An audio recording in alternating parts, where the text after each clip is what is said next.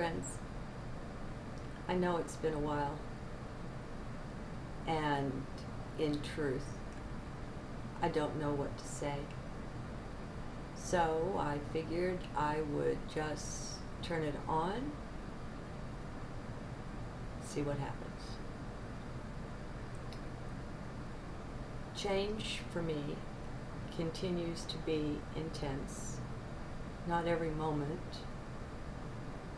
but overall,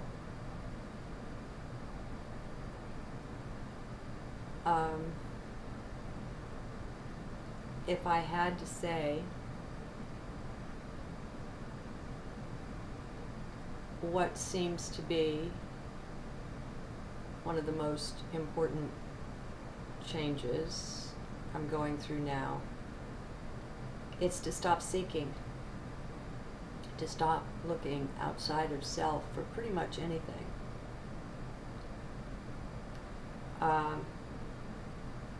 Not too long ago, I gave a link from Dr. Pillai and to a set of videos, something about the midbrain and awakening, that I think it might have been what I first encountered that he had put out. Just today, I've disconnected and unsubscribed from most all of that. In all of the presentations that I watched, I was looking for heart to express itself. And in some ways it does. After all, you know, everyone has heart. But I find too much of a focus on the without there, and it doesn't suit me for who I am and what I seem to be here for. So I've let that go. I'm not saying it's a false teaching or anything like that. I'm saying what life appears to be showing me is that I need to stop looking to others to figure anything out.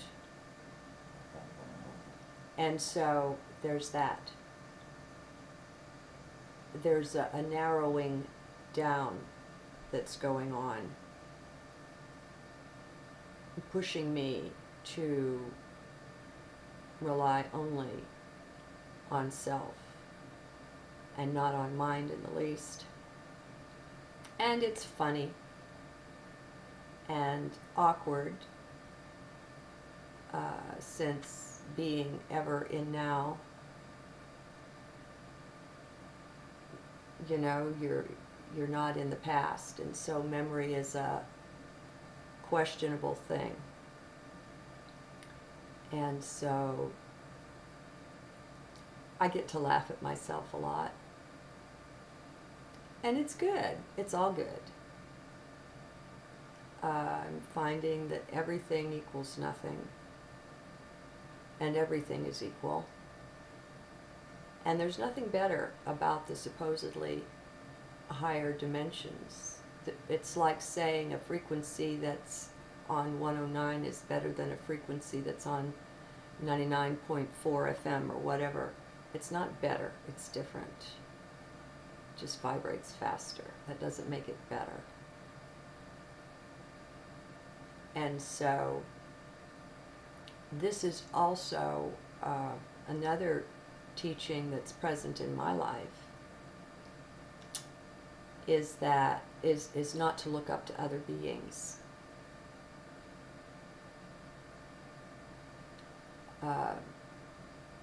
Those that are in the frequencies that are vibrating faster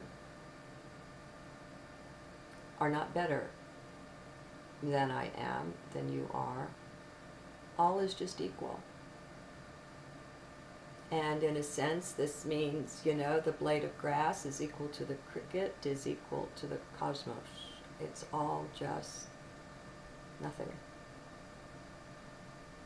Everything is nothing, and the nothing contains the everything. It's bizarre. It's gone well beyond what mind can grok, which is good in a lot of ways, one of them being that it helps push me back into heart. When we are seeking our wisdom in the words of others, the tendency is to be in mind with that, to feel the need to evaluate. And that's good. I mean, that's fine. Everything's fine. And nobody's right and nobody's wrong.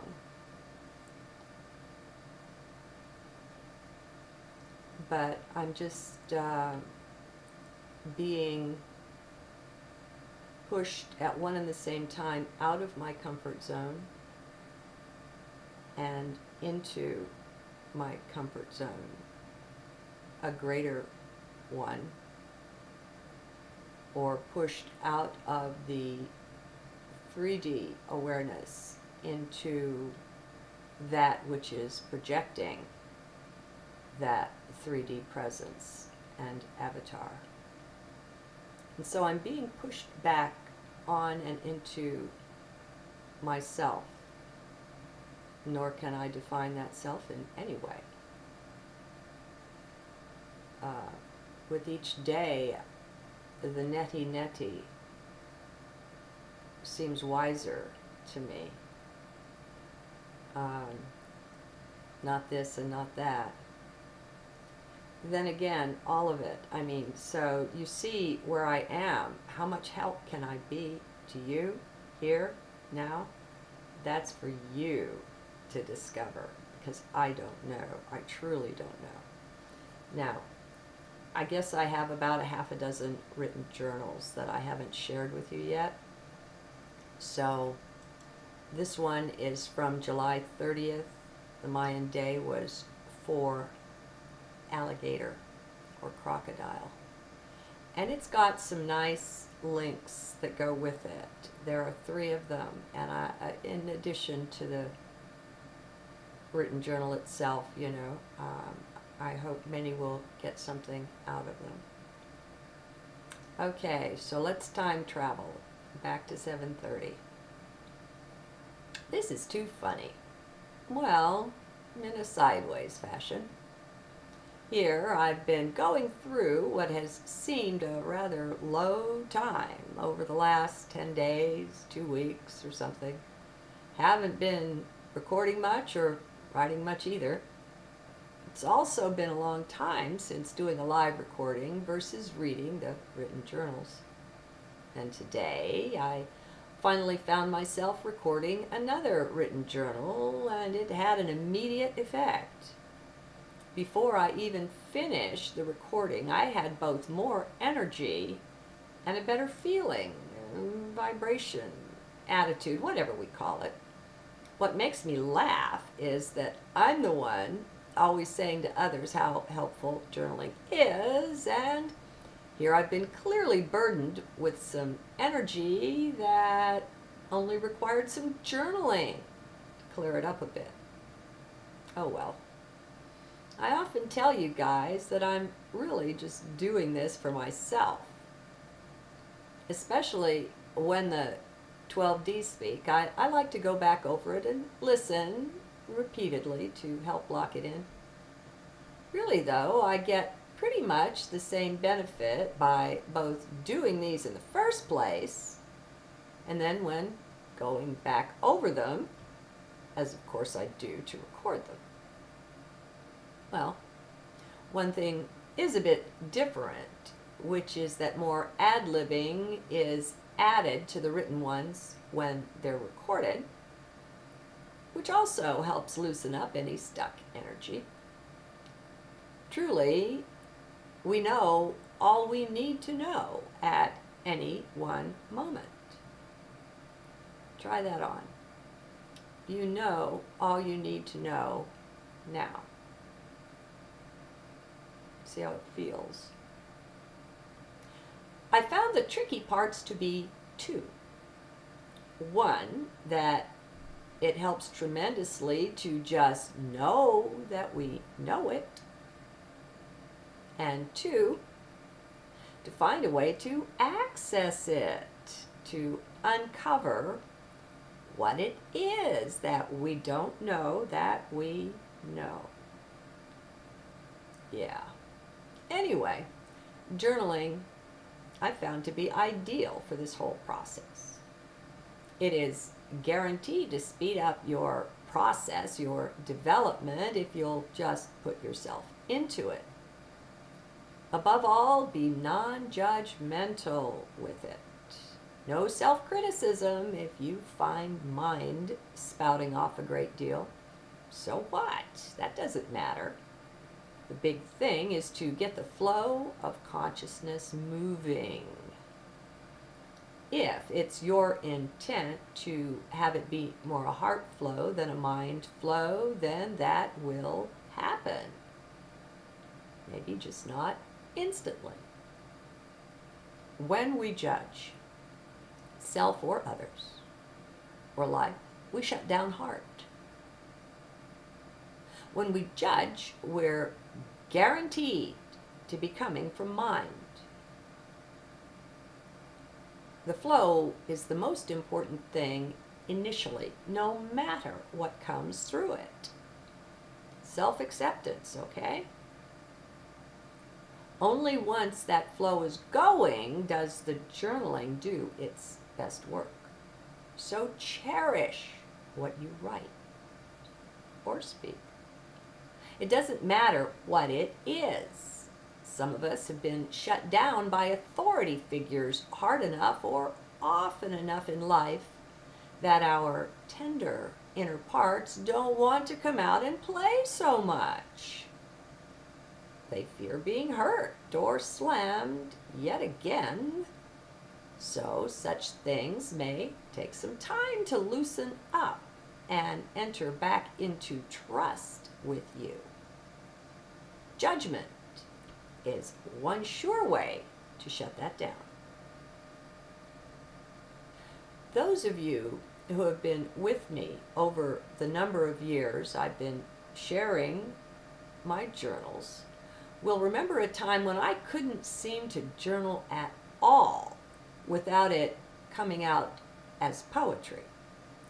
The journals began rhyming on me completely outside of any conscious intent, and I found no way to change that unless I would shut the journal down.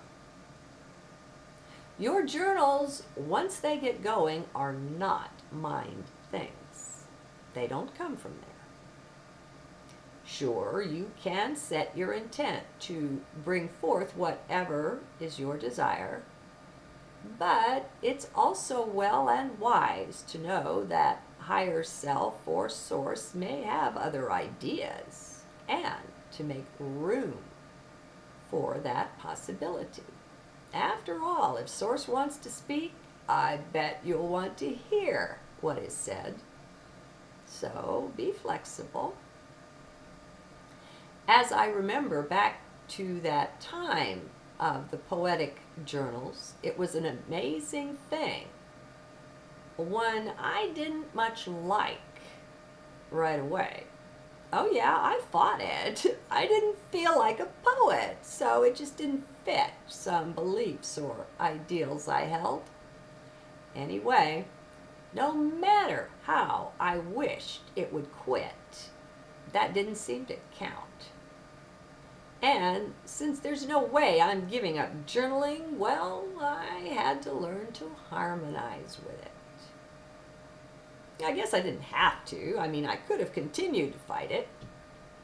Still, when you're fighting what you're writing, it doesn't come out as well as it could if you just let go and enable a smooth flow. Actually, that time or cycle taught me quite a lot. It showed me my own interior resistance to allow higher self to speak when and as it would. A resistance of which I wasn't previously aware. This is one illustration out of endless ones I could offer, showing how even those things we don't want, those things we resist, bring only blessings in their wake. In order to harmonize with all of that rhyming and sing-songy stuff, I had to really lighten up. I was giving mine too much control of things. I'm sure you see. We all have deep inner wisdom, my friends. Now, that's not to say it will come through in every journal, but it's really important to know that it's there, or how will we ever trust and allow it to speak? If we've always got mine there, sitting in judgment over what we're saying or writing, well, that just won't give us, that won't allow the best outcome. That's all. It's not wrong, it's not bad. Many of you are likely much looser than I was at the beginning of this. Oh, it was one thing to be doing all of that writing over the decades, but that was private, wasn't it? It's one heck of a lot easier to just let flow when you don't expect anyone else to be reading your writing. As you can imagine, it's quite another to write like that when knowing it's also for public consumption. Still, there's no need for you to be uploading your journals to get this tremendous benefit I keep touting. Heck, I spent 40 years before uploading the first one. And they still, to this day, as you see, never cease to amaze me. Their power to move stuck energy is tremendous. Not that I'm suggesting you only use them to do that. Please don't. As that would be mine, doing a this to get a that. Not so good. And you know, I'm going to step out here too and say it's as if I'm pointing to this concept called journaling, as if it's something external. It's not, but I don't know what to say about that. No, you just journal to journal, just because you feel like it. Over time, you'll begin to tune in to a sort of feeling that comes. For me, it's often an urge to write. And aside from comments and emails, this is the only writing I do. Other times, it comes as an urge to speak. So I'll do those impromptu recordings. All of the written ones are initially impromptu, too, as I very seldom have any idea of even a topic, much less what will be said. The journals have well and truly changed my life, have helped me to change me, I guess. I don't know. I've learned so very much this way, seen so many things that, though they'd been there all along, maybe for years or decades, they hadn't been seen until they appeared on the page. Well, until the words pointing to them appeared. We forget that words are symbolic, are composed entirely of symbols. It's the same with sound, for we say the same thing, but hear it quite differently depending on the language being used. Then, too, the various forms of physics and maths, these are also languages, all indirect, just pointing to things, you see? By staying with heart, we're much more likely to be anchored in the very core of things, in their origins, in what words and all the languages try to point out. It just makes sense that heart would abide at the heart of whatever the matter happens to be. It's the difference, too, between having an alive life or a dead one. Come on, we all know someone who lives so completely from the left brain that they're not in touch with much of anything that's real or at its core. It's all indirect, it's all symbols, all representations of things at the level of language and thought. Now that's fine, of course, but it's not nearly so alive as being in heart. At the heart of those things is. And I know some of you get what I mean. For others, well, I could probably write a whole essay just to explain or expound on that last paragraph. Those in heart are much more likely to take my underlying meaning, however. The inner meaning of things always rides in under the words.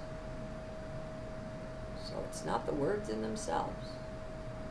One way to notice this is those who get stuck in the words. Some will take offense if you put forward an idea that differs from theirs. They might get insulting.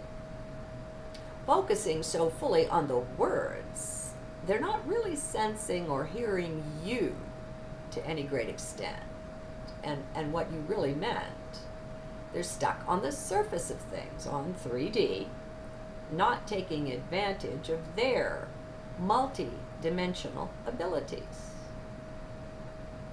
And if we don't personally know someone like this, we don't have to, as we encounter them all the time in the comment threads at places like YouTube. These are the ones I generally don't reply to, or they don't get a really deep reply from me. If they're not open enough to hear me, then why waste the words? They don't mean to misunderstand either. They can't help it any more than we could perhaps earlier on in this life. In a way, it's a great beauty for all of us to forget everything when we come into a 3D life. All supposedly prior stuff. Now, no, I don't advocate that going forward, but I'm saying I see how it helps with so many things. By making us all sort of come up through the ranks, so to speak, we can now understand and perhaps even empathize with those whose shoes we once walked in ourselves. An understanding heart is a precious thing, something to cherish. Just as we love it when someone truly gets it with us, truly understands on a deep level what we've said, felt, or meant, so too do others when we share some understanding with them. Too often we're tempted to be self-critical, and it's nice to be there for each other when that mood comes on. We are linked up so much more than we know, even today. We're finally getting over the mechanization concept that holds everything as separate bits, parts, and pieces, and not alive. The idea that came in with the Industrial Revolution back several centuries ago. Things became just bits, pieces, and parts, and everything subject to dissection to see how it worked. So you study life by killing it first. Not so smart. Oh well. Only so much looking back is useful. Beyond a point, what we do by focusing on that is recreated. We feed it our energy, the energy that flows over the ray of our attention.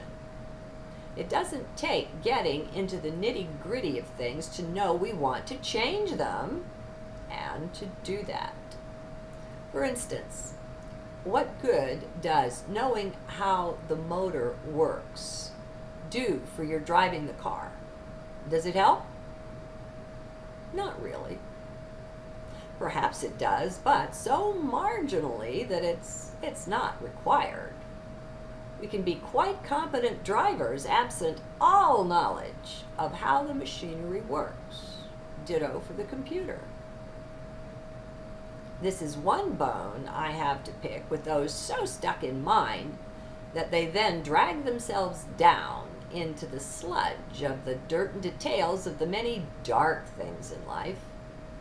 Now sure, there are times when that's appropriate, when for one reason or another it can be useful, but that's not the general case. In general, I find it sufficient to have a broad overview of an issue and some understanding of those things that contribute to it, that may be causative. Beyond that, though, I don't find it either necessary or even useful to get down into every detail. What I'm doing in that process is feeding my own now energy into it. Whatever it is, then I find myself feeding that. I want to pause here just for a moment and say, obviously, if you're a CPA, don't take it that I'm saying you shouldn't be doing what you're doing, because that's what that is, and that's necessary and useful.